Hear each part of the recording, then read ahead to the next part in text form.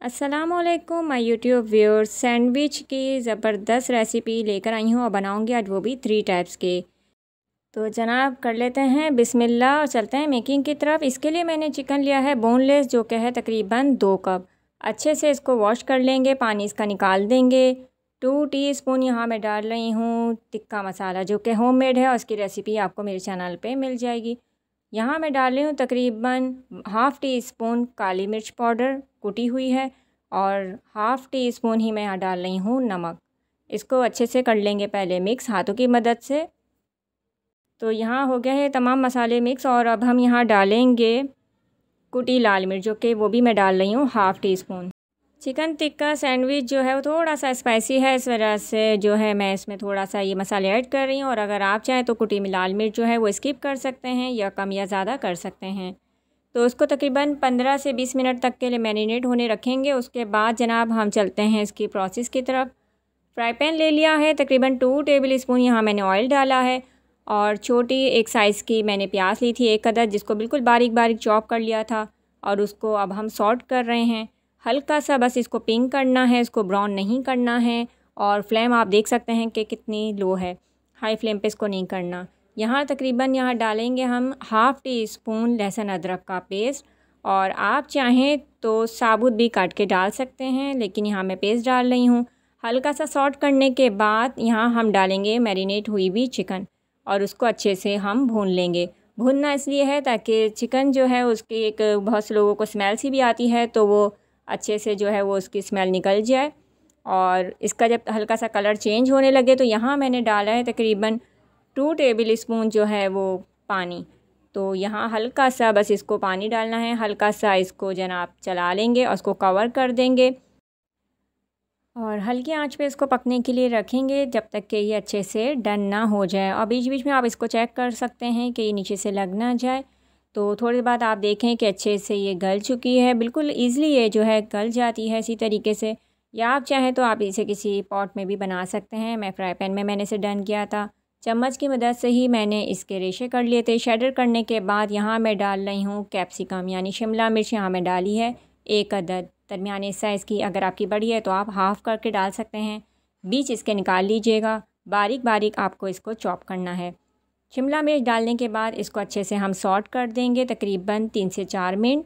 और आप जैसे कि देख रहे हैं इस तरीके से आप चम्मच की मदद से इसको चलाते रहेंगे। और यहाँ अब मैं डाल रही हूँ चाट मसाला, ये ऑप्शनल है, आप इसको स्किप कर सकते हैं। जायका बढ़ाने के लिए डाला है, तकरीबन हाफ़ टी स्पून से थोड़ा सा कम है। तो इसको अच्छे से हम कर लेंगे मिक्स, और थोड़ा सा चटपटा सा होता है इसलिए मुझे अच्छा लगता है, इसलिए मैंने इसको डाला है। और ये होममेड चाट मसाला है, इसकी रेसिपी आपको मेरे चैनल पे आसानी से मिल जाएगी। तो अब किस तरीके से इसको बनाना है तो ये आप देख सकते हैं। सबसे पहले जनाब आप ले लेंगे ब्रेड के स्लाइसिस अपने हिसाब से जो भी है, और इसके कॉर्नर्स मैंने कट कर लिए थे। तो बीच में हमने इसका रखा था पेस्ट, और अब हम इसको बीच से पहले तो पर हम कवर करेंगे, और उसके बाद हम इसको बीच से क्रॉस कर लेंगे, काट लेंगे, 2 हिस्सों में डिवाइड करेंगे। 2 अंडे यहाँ मैंने फेंट के रखे थे, और इस तरीके से आप इसको कवर करेंगे बीटन एग में। और डीप करने के बाद आप ब्रेड क्रम्ब जो हैं उसमें आप इसको कोट कर लेंगे। ब्रेड क्रम्ब रेसिपी भी मैं आपके साथ बहुत जल्द शेयर करूँगी कि आप किस तरीके से घर पे ब्रेड क्रम्ब्स बना सकते हैं।